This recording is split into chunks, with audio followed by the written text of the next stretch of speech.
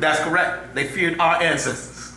And they feared, you know what I'm saying, the reality of they did not want us to unify and link, because just within, it's in the blood, it's in combinations of the blood.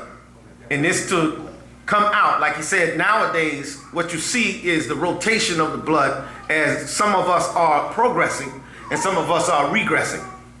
The God gene is emerging, you know, and for some of us it's submerging, you know, and it's what we choose. And what came to mind to me the other day, our reality is based on what we find to be real. So it has to be by actual facts that it comes about for us to have something to stand on, something to walk firmly through this spell and come to our senses again. It can't be based on beliefs and spookism and ghosts, which is gas, which is Jesus, which is Jesus. It can't be based on that.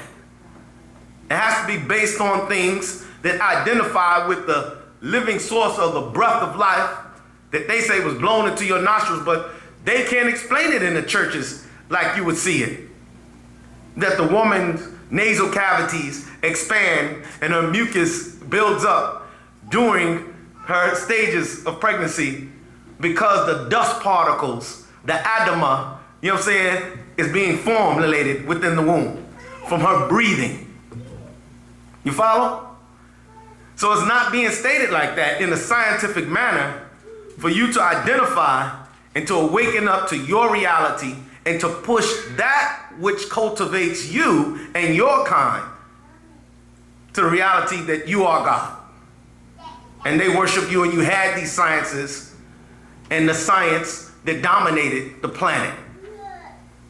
We did not come here to dominate originally. We came here for resources, but domination was just in our genes. Like many times our crafts would pass by, you know what I'm saying, other realms or sources of life, and would drain them. Go ahead. So when they speak of salvation, is the African or the African people's salvation in accepting their own kind and returning back to their own culture and their own way of life? It's most likely, you know what I'm saying, to be accepted or reviewed in a lower caliber would be with your Moses story. And your Moses story, they did not want to accept it. You can take it as you look at it. Moses, who he really was Thutmose. You know, and that was after the school of Tahuti or Thot or Tut. All right? And the reality of his own people not accepting him cost them their lives. And that was with many different beings. Many different people, many different stories as you go along the lines, even within our day of reference of our black leaders.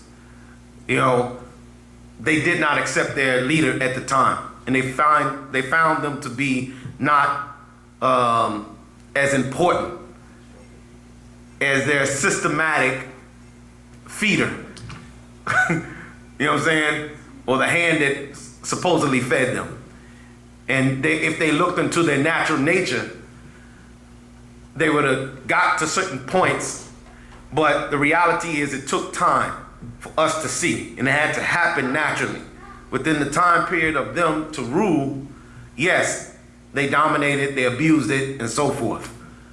But within the midst of waiting, you had one seed that was planted, which was Panababianun in 1945, when they wouldn't even be thinking of it. But extraterrestrial involvement was at a high rate with the governments, the wars, and the scientific projects that was going on at the time. It was the perfect timing for him to be planted and seeded. It's actually, his birthday is the day in which the United Nations was formed. So it's a rug to be pulled from up under their feet. And see, if now that they're realizing who he is, and we are realizing who he is, you know, it comes to a war. And the reality that we have to actually push for what we want.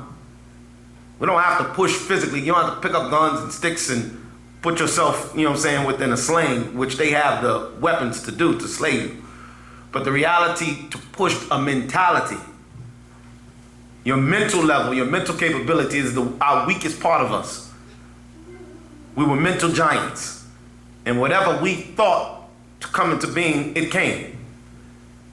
And it had a part to also do with a very important part, but very small within your biblical text.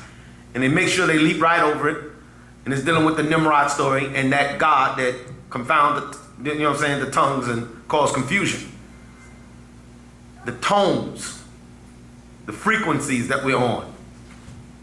That's why the music industry is so important and rakes in billions of dollars each year.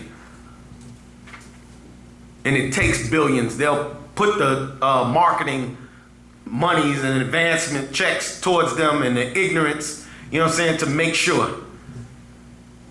They wouldn't back somebody like, you know what I'm saying, somebody comes up with a grand idea of Will Smith to have an all-black cast of Last Pharaoh, a movie like that to come out. They wouldn't back that. They wouldn't put the monies up for that or to write the script, you know what I'm saying, for the movie, for a movie setting, because that will wake up people, that will wake up the genes. It's a genetic thing. And most people don't see it with the book of Genesis, genetics, the genealogy of Isis or Ashet. And it's important because the woman plays a big factor in that. She was the first out of the waters. She was the first to speak. This is in, you know, my brother's Extraterrestrial. I don't know if you have this book. You do? All right, on page 130, verse 5, it says, what of our people who did wish to be liberated to non-reasoning? Well, there are those among our race world over who are intelligent by nature and will understand, then accept and adhere to their true nature. These are the ones we are searching for the survival and future of Nagara, Negroid, and other races. Can we make them all to overstand nine mind? No. No one can make another intelligent. A person must be born genetic, intelligent. And that goes to the genes and the genetics, the DNA and the RNA, and how everything is pre-encoded. And that's why it says, that's what it says even in your scriptures, for those that hear the voice, or they will hear his voice in the wilderness. But everybody is not on a level to hear what this angel is saying, for lack of better words. Everybody is not vibrating on that level. Everybody is not in a conscious state. They can hear him, but they ain't hearing them though. They're not going into depth, you know what I'm saying, with what is encoded into their genes, or what is not encoded in their genes, dummifies them, you know what I'm saying, and keeps them systematically at your, you know what I'm saying, opposal. And that is your where you have to keep your guard up, because they look like you, sound like you, bop like you, and even make sure that they wear the same clothes and have the imagery of you. So anywhere you go, you know what I'm saying, you are identified with them people. Those people. Niggas. Or nagas. Alright. But the thing is that you have to come into the reality that it's in our genes. That's what most people, and some of us, it's in our genes, but they're so comfortable in that sleep. It's hard to wake, you know what I'm saying, niggas up when they sleep, man. Sometimes, man, it's very hard to wake them up. Because what it is, once you're awake, you what? You're responsible. You're responsible for all that is in your environment. You're responsible. And it says, intelligent, and the intelligent among our race and others are the only ones who can help save self and kind. Each one teach one. All right? Another quote coming from Pt.2. This is the mind's eye. It's verse 160. And it says, yet it is very hard to wake up the dead. You were only asleep. Most of them are dead.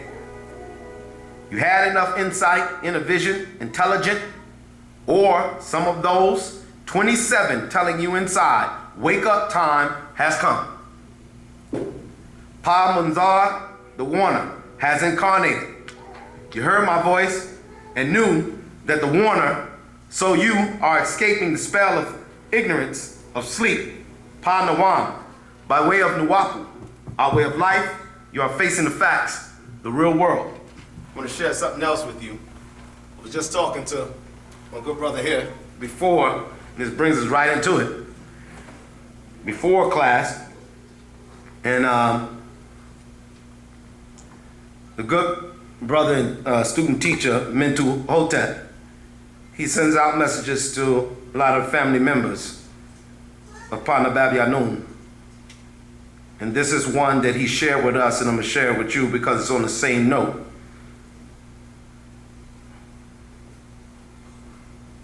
Okay. How and why is Partner Babi Anun needed? You remember the first time you heard his voice, if it had an effect on you. His voice is really 3 tones in one. And the structure of DNA alkaline pairs and language is of the same structure, no DNA decoding is necessary.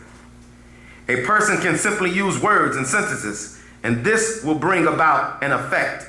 I was born with this encoded in my DNA. As I speak, it has an effect on those who are being prepared, and my voice, tone, can open the stargate.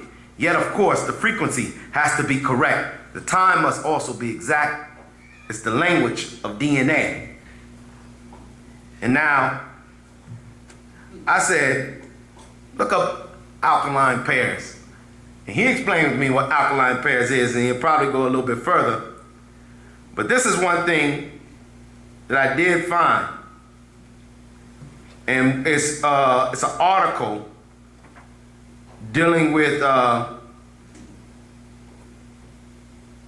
Russian scientists in DNA and alkaline pairs.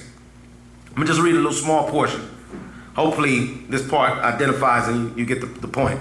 The Russian biophysicist and molecular biologist, Zoltar Garjavev, I don't know.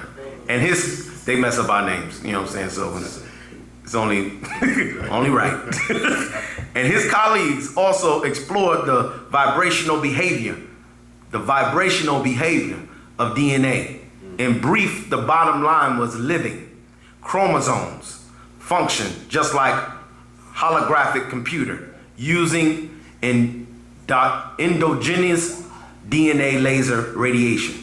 This means that they managed, for example, to modulate certain frequency patterns, sound, onto a laser-like ray which influenced DNA frequency and thus the genetic information itself.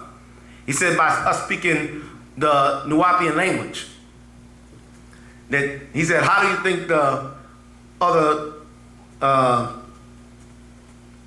races, Salalu, you know what I'm saying, how they look the same? Like Hindus. You can tell a Hindu, like that's a Hindu. It's East Indian. Or you say Ethiopian, that's an Ethiopian. Or you say that's a Kenyan. Or, you know, how do they manage to look alike? The language is very key to that. They speak the same tongue. So those of the different tribes look alike. Not just dress alike or eat the same foods, traditional foods, but it's also in their DNA. It says, since the basic structure of DNA alkaline pairs and of language, as explained earlier, is of the same structure, no DNA decoding is necessary. One can simply use words and sentences of the human language. This too was experimentally proven. So when he's telling us these things, it's about the research. Like I said, don't believe me, go check it out. And like he said, I thank my extraterrestrial brothers, my galactical brotherhood, for plenty of times when I've mentioned things and not knowing if it's out there yet, they have placed it there for me. And these beings also, within their historical research, archaeologists and so forth, by going so far back, they have to realize it was extraterrestrial involvement that sped up the genes from Homo erectus to Homo sapien. And the reality is that who they even calling on is their God and gods. To say that Jesus and his genetics were planted inside of a woman, you know what I'm saying, and he was born, or the sons of God came down mixed with the daughters of men, you know what I'm saying? I mean, we can go on. Many different times when these things were mentioned. Yes? I was going to wait till you finish this question. Okay.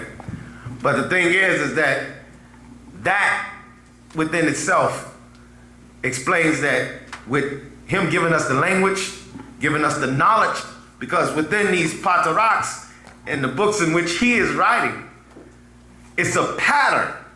It's a systematic pattern of how he's writing. It's not that you could read just any book. I could have read this article before the book was written. I would have never got it. Because it's not for me to get. But we have a being who is doing the research or putting things in place for our genes to wake up. You can imagine what those who was encoded in, as far as their intellect is concerned, in the schools who are at high school level or even less. Because I ran into one of our children that was has mastered algebra. You know what I'm saying? And he wasn't even out of grammar school, but he learned algebra, knew how to do it in 2nd grade. So you're looking at the genes are advancing, you know, and if they had this knowledge, you can imagine, you know what I'm saying, they'll really be blowing these grades and all this other stuff out there. Like, please. It's not how we think, the way they program us. So we lose out in the end. It makes us seem like we're dumb. But when we try to express our mind in the sense like on a job or any situation going on, like, nah, you know what I'm saying? You can do it this, that.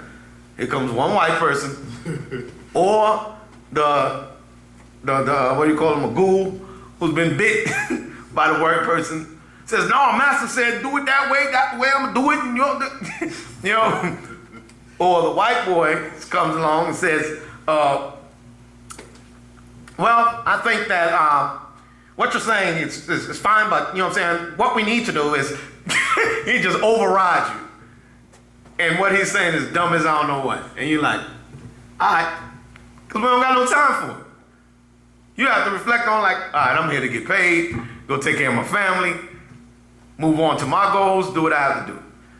But that's one of the hells that we have to face too, until we come to that reality as well, that we have to live for, of, and by each other, and take care of our value system as well, and create our own value system. All of that will come in our awakening. But yes, you had a question? I did. I wanted to know, why is it that with all we've been given, all this information that's out here, that people seem to be getting worse mentally? Oh, okay. That goes back to one thing I realized as well. Everybody is not going to make it. Everybody is not going to make it. Just because, like I said, just because they look like you, talk like you, sound like you, that's fine. But like he said here, most of them are dead. Some of us are just asleep. And the thing is that those who are asleep, it's our duty, those who know this knowledge, to awaken them. You won't know until you come across the person. You might say a little something. Somebody might say something. You might, they be like, you understand? You're like, I overstand. And they might come to you later and be like, yo, man, what you talking about? You overstand. I heard that, man. What are you talking about? Overstand. What does that mean? And then, boom, you go into it. They take heed to it. And they're like, okay. But give me an example. I don't know, like, over is over and under is under. But what do you mean, like, you know? And you have to go into it and give them an example on knowledge and how we think and how we were taught and how they want you to be under them and under their mentality. And look at you as a boy, as they normally call it, their slaves, you know. And then we still have people nowadays who are not going to make it, still calling their man baby. And the guys are saying, I'm going to go to the crib. I see you at the crib. You get what I'm saying? You know? Or they're saying, boss man, or the man. You know, I work for the man. You know, well, what are you? What does that make you at that point? You get what I'm saying? But we have to even rise above that level and be the gods, for lack of better terms. Nataru, that we are sons and daughters of. And a lot of this is going to come in our love and unity. And we have to say this now because the reawakening of ourselves within the second resurrection of ourselves, this is the knowledge in which he came to give.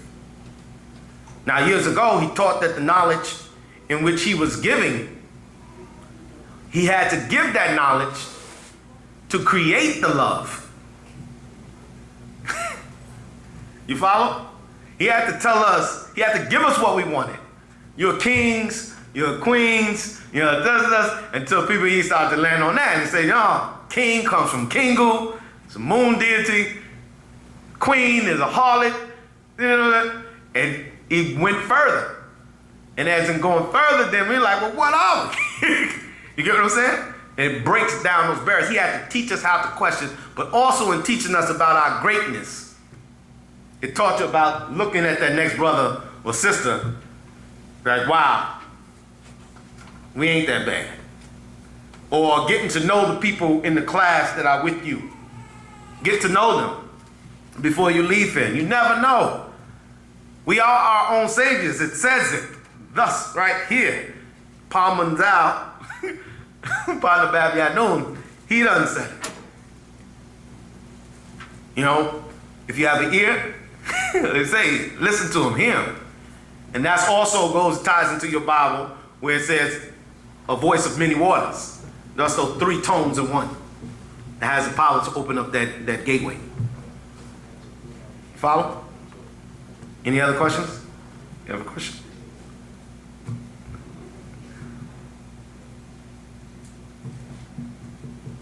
I would like to know, I was reading the book Formation, the new Patarak just came out. Yes. And it was saying that out of the 9 races in the Garu, I want to know, like, out of those 9, which one would you fall into? Like, Which? Out of those 9, which ones do we fall into? yeah. Okay. That's a very good question. I just want to read it clearly for you. Because he does answer. Do you know exactly which area within the book? You had a book with you? Oh no, not on me. It was like towards the end, sort of like I think between, I want to say 70 and 80, between that number. Just 160. Okay. All right. I'm going to go to verse 70, and I'm going to read down.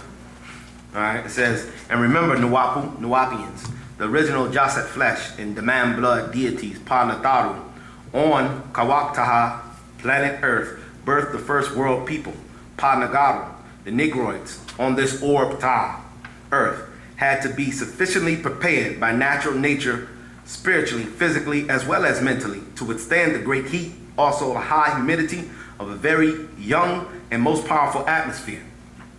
It says, which existed at birth and the beginning of this Wu-nuwap universe. This atmosphere attracts our Salafu ancestors still. You Tahites, Nubuns, were the very first to stand, walk, and speak here. The first creation was in deep waters. Then you were thrown on the dry Saka land by natural occurring events in nature, such as tidal wave, hurricanes, and tsunami. Remember, this was long before any other humanoids. The female spoke the first words 54,000 years ago. This seed was survivors. So the Tahites, you know what I'm saying? Definitely. Many did not survive and died off with the original 9 races to remain, and only 4 features of our own race of Tahites. All right? You find today 4 different features of Pa-Nagar Salau, the Negroid race. The very tall, then the very short, and those in between.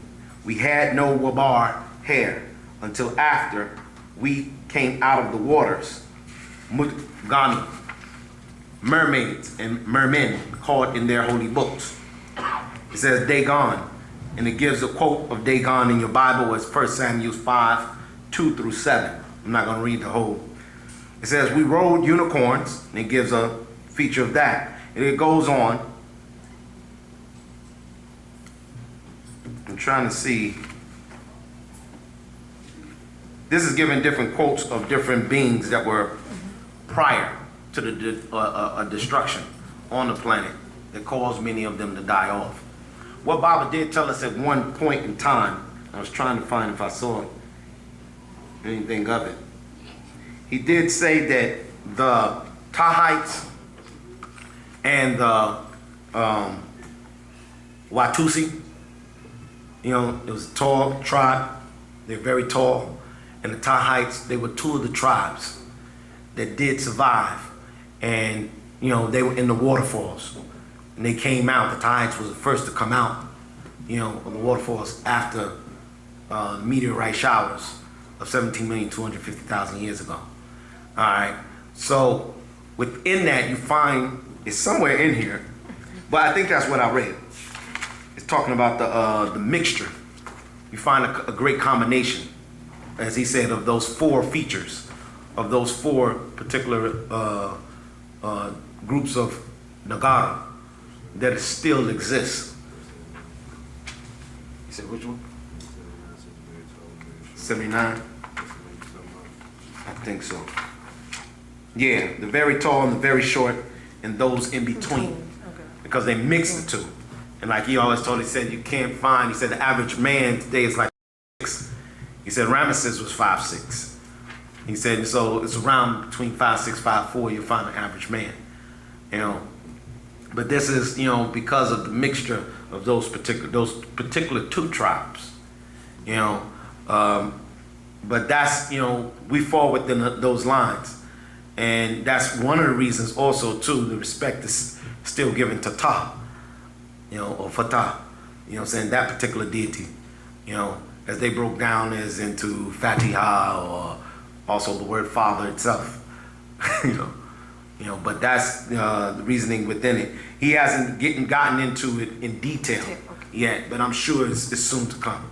He'll get into the details of what particular tribes, because as I was even explaining earlier to my wife, I was like, yo, this is the way in which he's doing this. But it's coming down to a pinpoint of who we really are. Just to listen to him. And he said it before. He said it's not something just in my voice that makes you listen to me, but it's in the blood. So when he said that, for him to say that then, and to go over this information about DNA pairs and so forth, and how tonations identify with that, then it's the sound of his voice that also identifies with what's in your blood. That confirms who he is to us. You follow? Okay, I have another question. That's fine. And also it said, I think 97, it said that later on, that I guess the women were raped. I want to know which race they were talking about. Was they talking about us or the Mikasa? Okay. 97. Yeah. Okay. Who they were talking about. I want to know who they were talking about. They were talking about us or they were talking about other races. He's talking about us. You see it? Because what he's talking about is that what it says so Inky and son Murdoch and his son Nabu came to Afraye Ka, Africa, long before the making of the devil.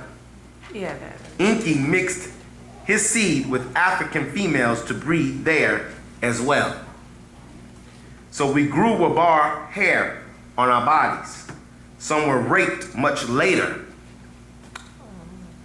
and grew Farrar fur on their bodies. So now So it's saying that some Negroids have fur on them? Or- that's what I'm saying. That's a rape that took place much later. You know what I'm saying? That our hair thinned and it grew as such as a thin fur. You know what I'm saying? Because of the fact of a rape of the outer seed, not of the Inky and so forth.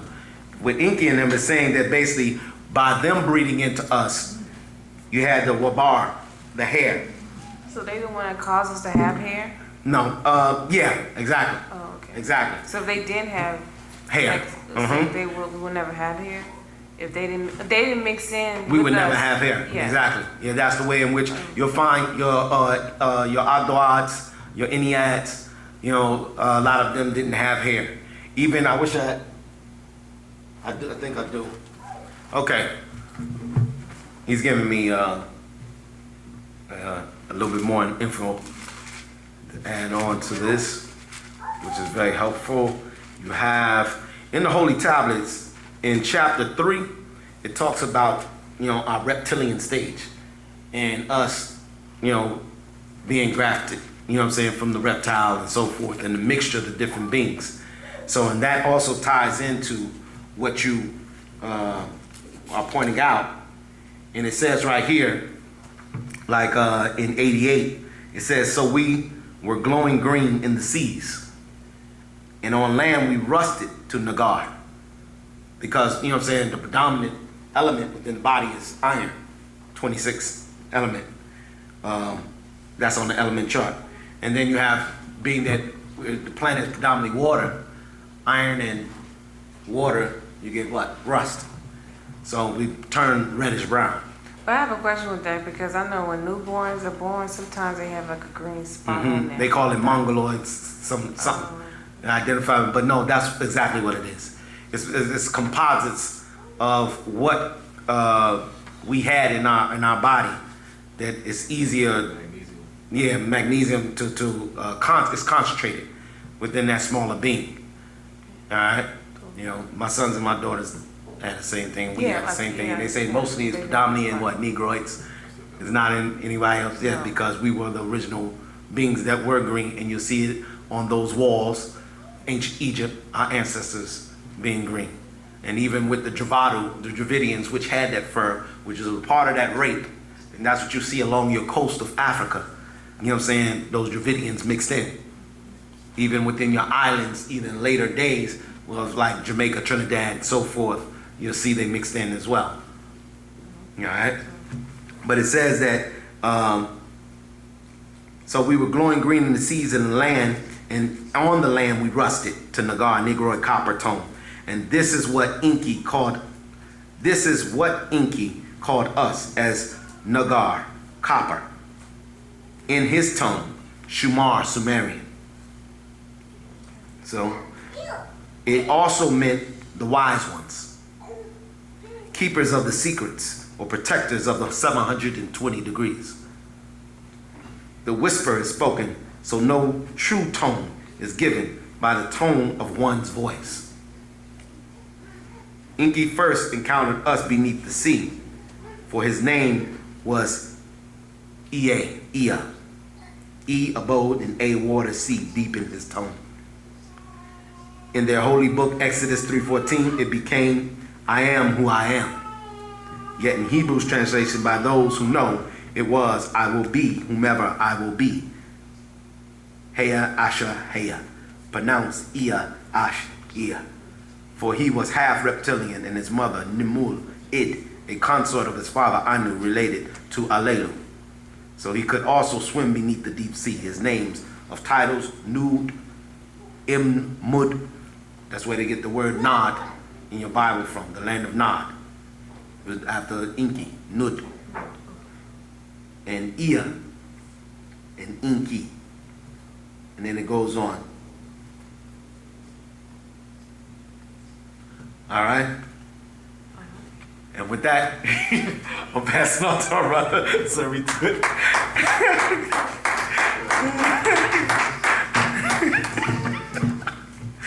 So I have another question. That's what Sure. it came into where I was wanting to know, was the disagreeables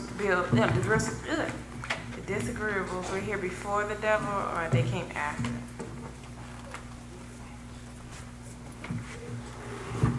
All right. You were here Tuesday, right? No, I missed. You weren't here Tuesday? No, I was. Okay, that was Thursday? Not yet. I was here yesterday. Okay, yeah. Okay. Reason why I asked you that is because on Tuesday, kind of going along with, well, you weren't here earlier.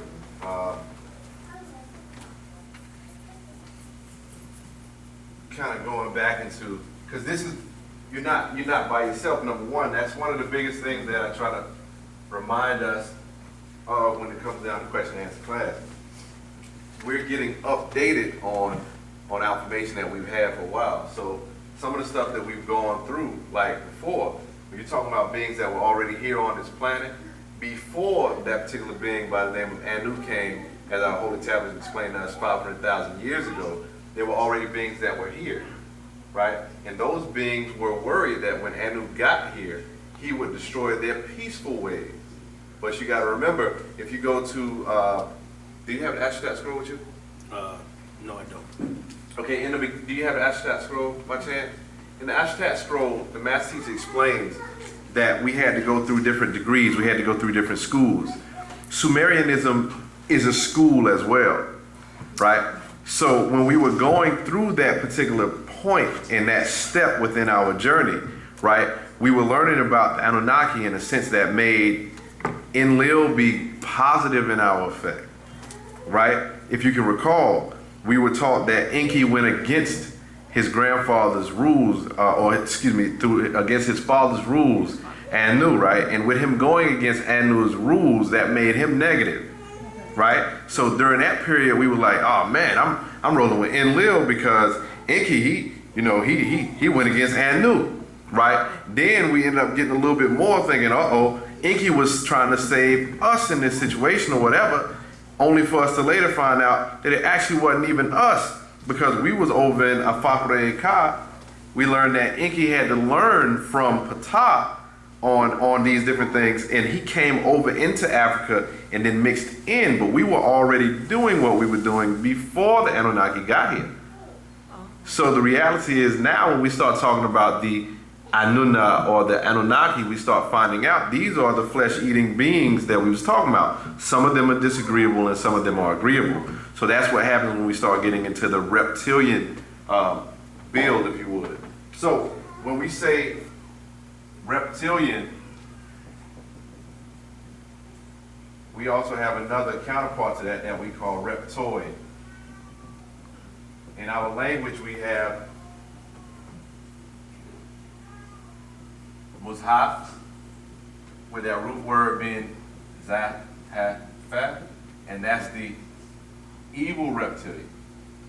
Evil being, relative, coming from our perspective, being disagreeable to us. They eat flesh. We made of flesh. We don't want that. Right? All right, so you look at it like that. Then you have the reptoid, who you have as Mudganu. Right? With that root word there being at da, ga, and that, like Dogon. These are the benevolent ones. Now, as the math teacher has been explaining in these updates, right? Enki's mother, Id, or Nimul, like what the brother was explaining, she was one of the beings that was living underwaters already here, and she was a reptilian, but she's one of the reptoids, or Mudganu. She was those who were the benevolent beings already here. You follow? Her father, who inside of the holy tablets we had him named as Sidious, right?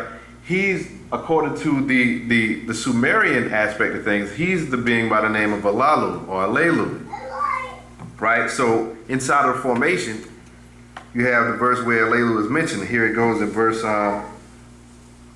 92 says, in their holy book, Exodus 3:14, this is what the brother was reading, it became I am who, or that I am. Yet in Hebrew's translation, by those who know, it was I will be whomever I will be.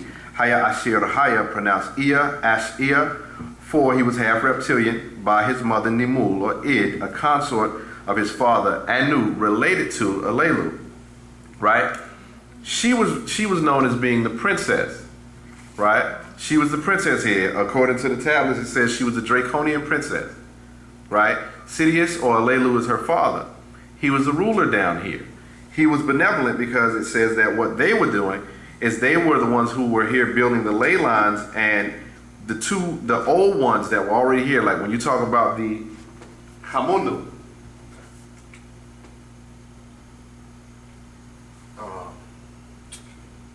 got the beginning over there. It's in Pata, right? Ain't that? Oh, you talking about that? Yeah, don't worry about it. I got it. I got you. When we were talking about the Hamundu, right? When we talk about the Hamundu are Agnoads. The Agnoads are the ones that we see by the name of Wu-nuwap, He-het, Ket, Kiket, Amun, and Amunet, right? These beings were living under the waters. So if they were living under the waters, that means that these beings were reptilian or reptoid. These are Natharu that we're speaking about, though. Yeah, that's something actually. Right? So we're talking about our ancestors who were already here on the planet already before dealing with these other reptilian beings or Muzhafu. You understand? When you had Enki, who's half Mudganu, he's a mix of his father, Anu, who's here, and his mother, who's here. He had both natures. He had the ability to dwell under the waters. That's what the name Ea meant. He whose abode is the waters. So as it was explained just this week, as the master gave us an update to it, what happened is he came down here and he was able to see all that was built by Alelu, because Alelu was a benevolent ruler and they built all the ley lines and everything down here. Enlil became jealous of that.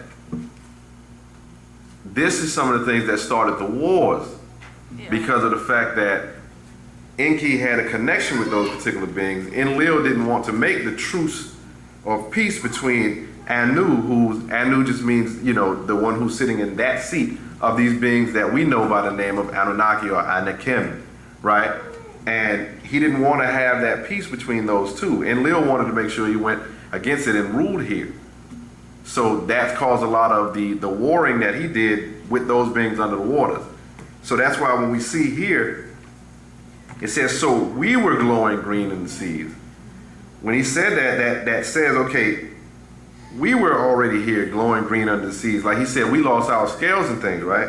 It says, and on land we rusted to Nagar, the Negroid copper tone, and this is what Enki called us in his tongue, which was the Shumar, the Sumerian, right? So since we lost our scales, so that means we were reptoids or... Right, just like what the brother asked a question about earlier when we were talking about the triple darkness and talking about the stages in the womb. Inside of those trimesters that you're going through, you live underwater, like the master explained. He said, look at the planet. He said, you're still amphibious if you look at it right now. Your body is 75% water, and you still live on a planet which is 75% water, so, or more at this point, right? Which means you're really living in an aquarium. They shouldn't even call this planet planet Earth, because there's less earth than there is water. So that's why a lot of people call it the blue planet, things of that nature.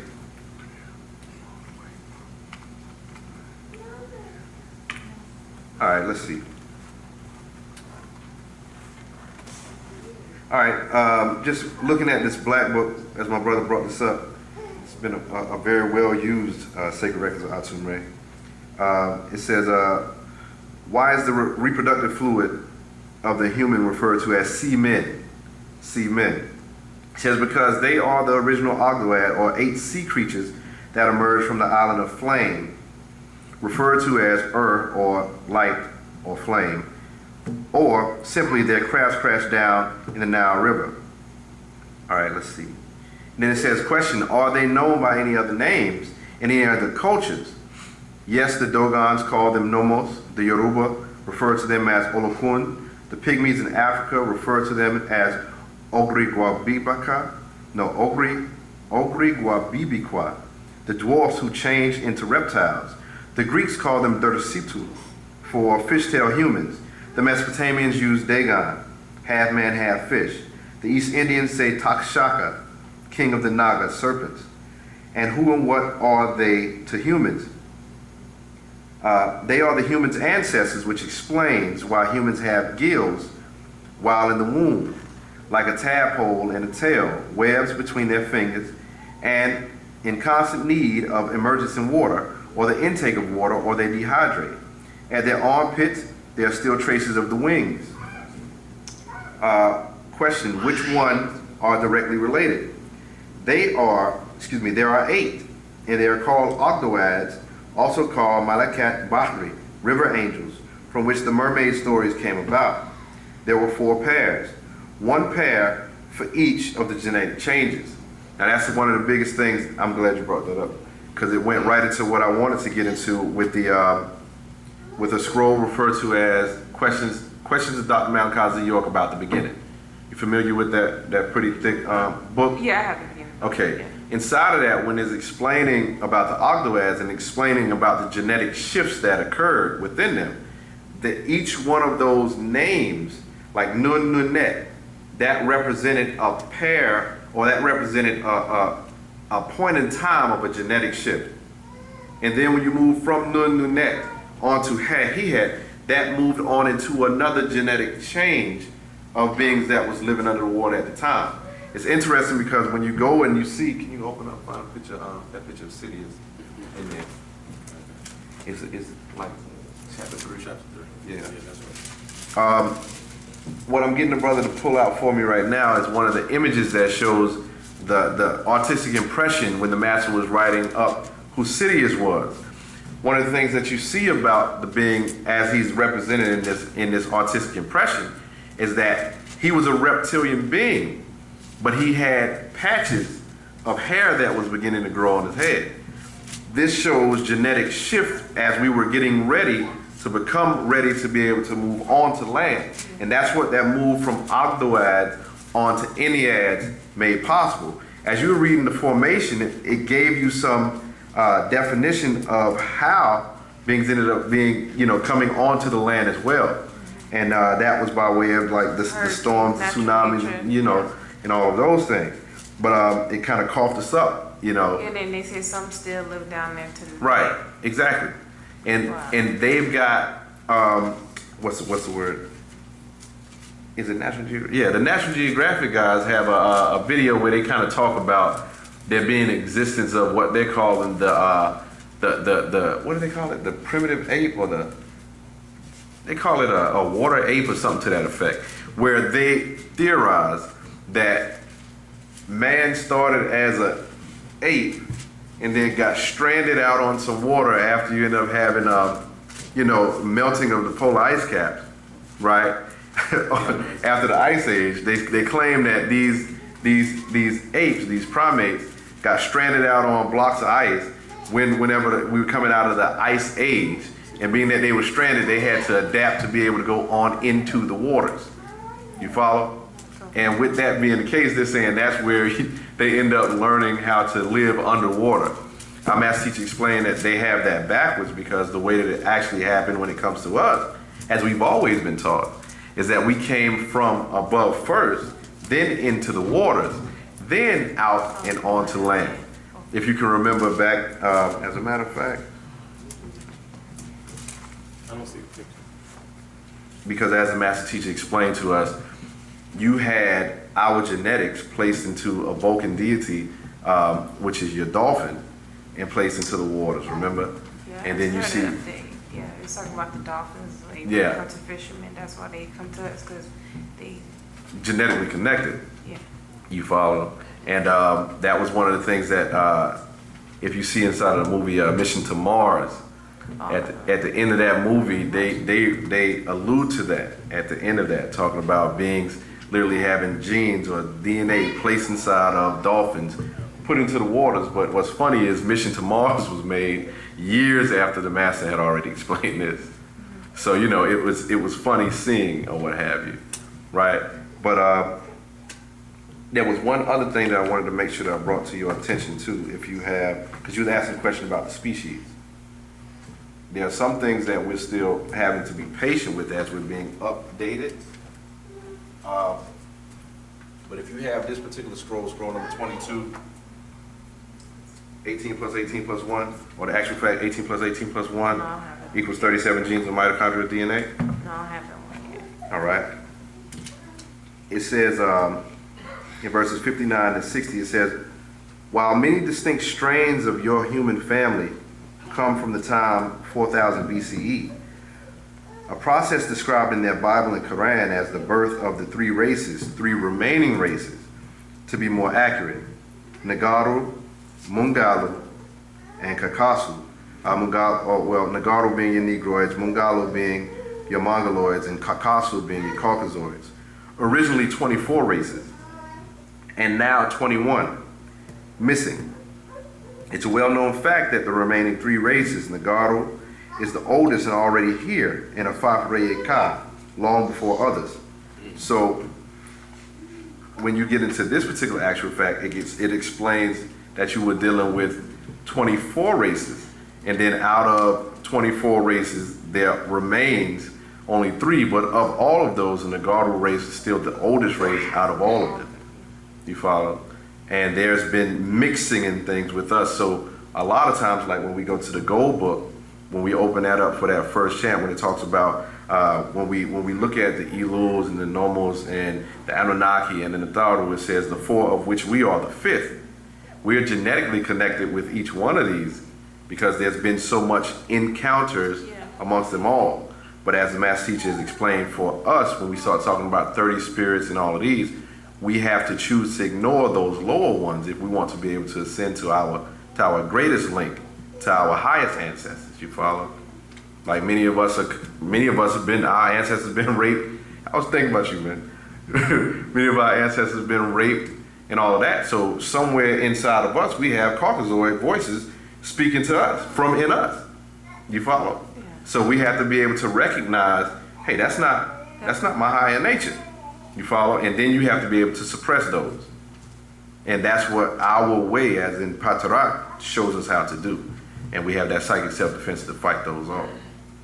All right? All right, does that suffice to answer the question? All right, and if that does, that'll be the last question for this shadow.